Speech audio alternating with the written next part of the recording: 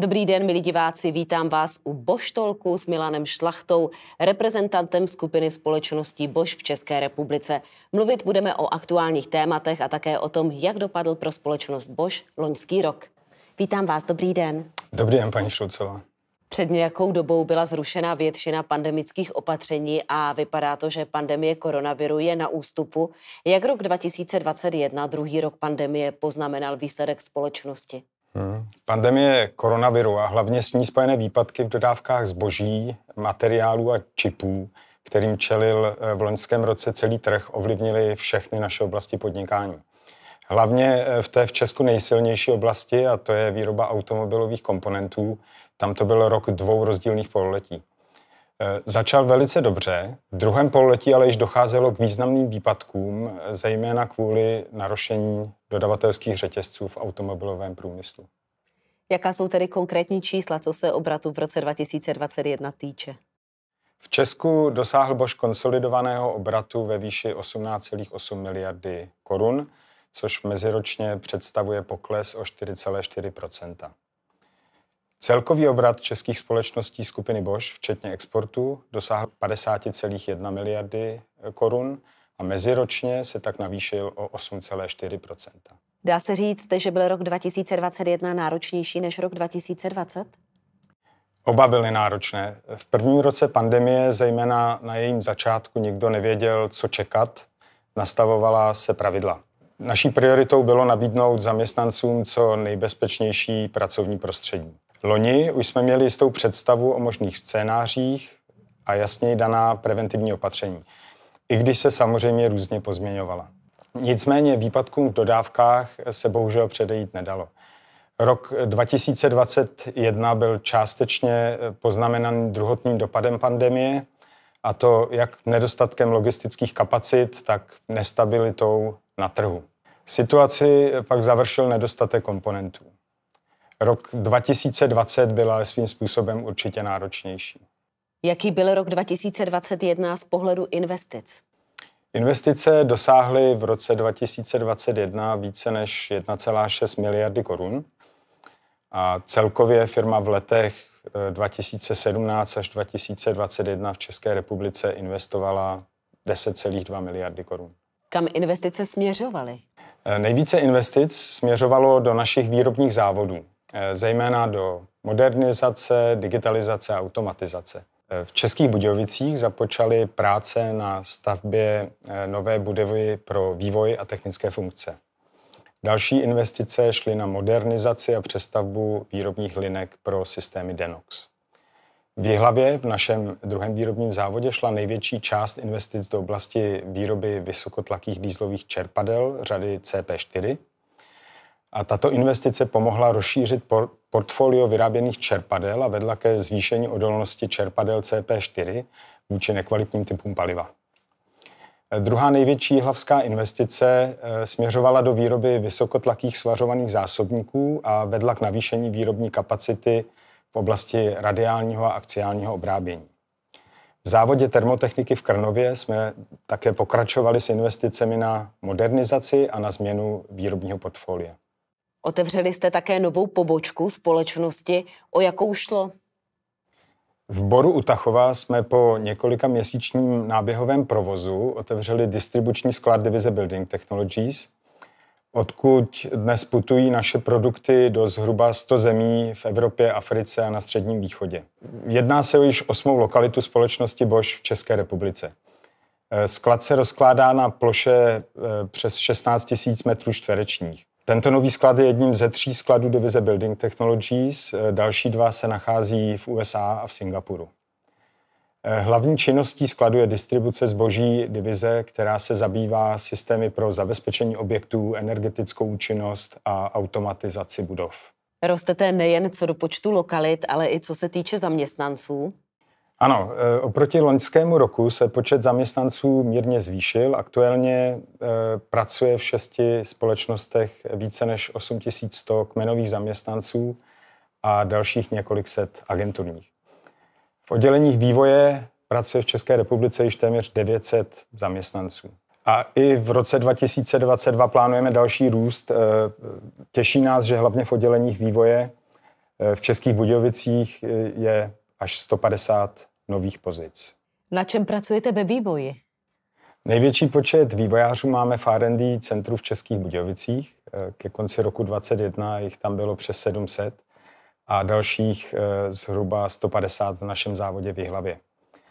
Vyvíjíme hlavně komponenty pro automobilový průmysl, především díly pro spalovací motory, ale v posledních letech silně posilujeme i v odděleních, která se věnují jiným oblastem, jako je například elektromobilita. Podílíme se na konstrukci komponentů nejen pro klasickou bateriovou mobilitu, ale i na řešeních na bázi palivových článků, využívajících pro výrobu elektrické energie vodík.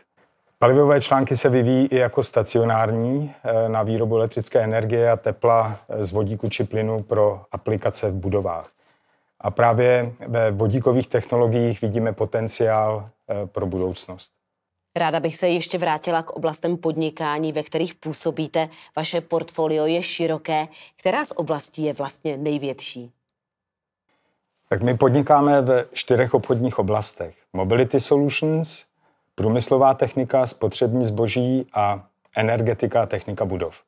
Obratově je největší oblast Mobility Solutions, která se zabývá komponenty a systémy pro automobilovou techniku. Zároveň také v České republice zaměstnává nejvíce zaměstnanců. V našich závodech v Jihlavě a Českých Budějovicích jich dnes pracuje zhruba 7500 a oba dva závody se zabývají především prvovýrobou pro výrobce automobilů. Kromě prvovýroby je Bosch také velkým dodavatelem náhradních dílů. Jak se dařilo této oblasti?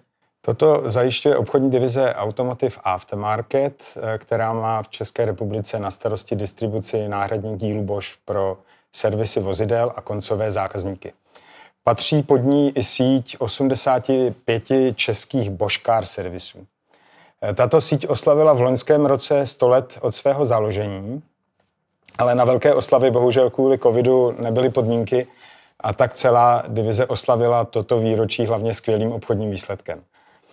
To se podařilo i díky velmi dobrému internímu systému online sledování stavu skladových zásob a následně dobře organizovaných relokací zboží po celém světě. Zákazníci se na nás tak mohli spolehnout i v době, kdy na trhu již některé díly chyběly. Pojďme se od aut přesunout k ostatním možnostem v mobilitě. Roste obliba e-bikeů tady v České republice? Ano, roste a mě velice těší, že se Bosch prosadil na trhu s elektrickými koly se svými pohony.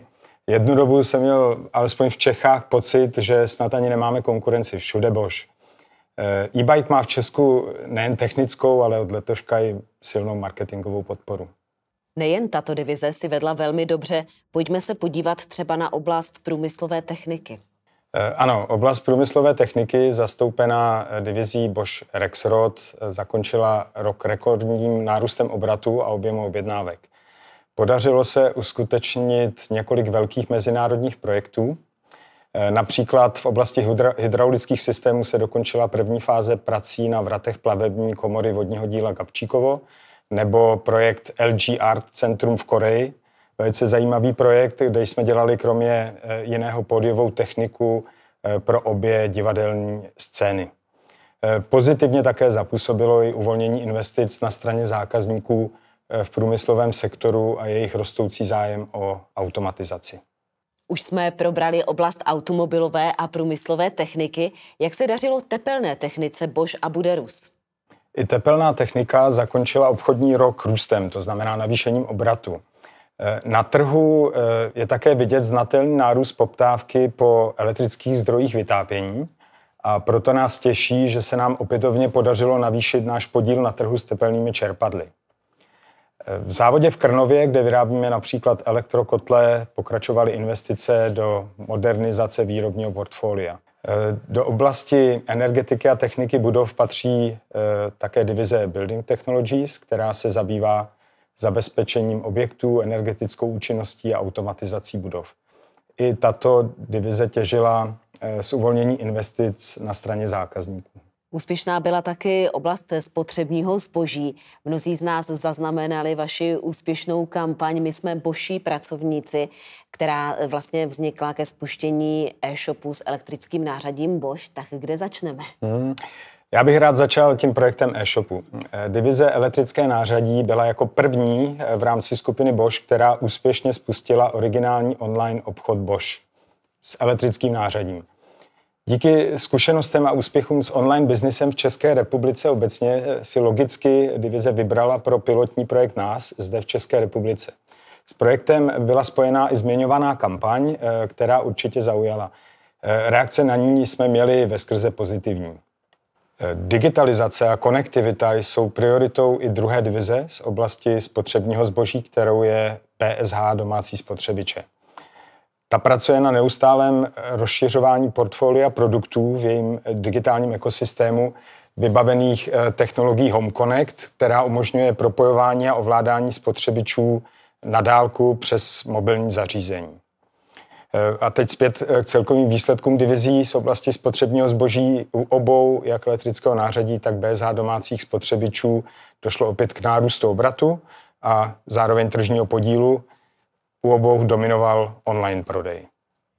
I přes veškeré komplikace na trhu jste zakončili loňský rok s dobrými výsledky.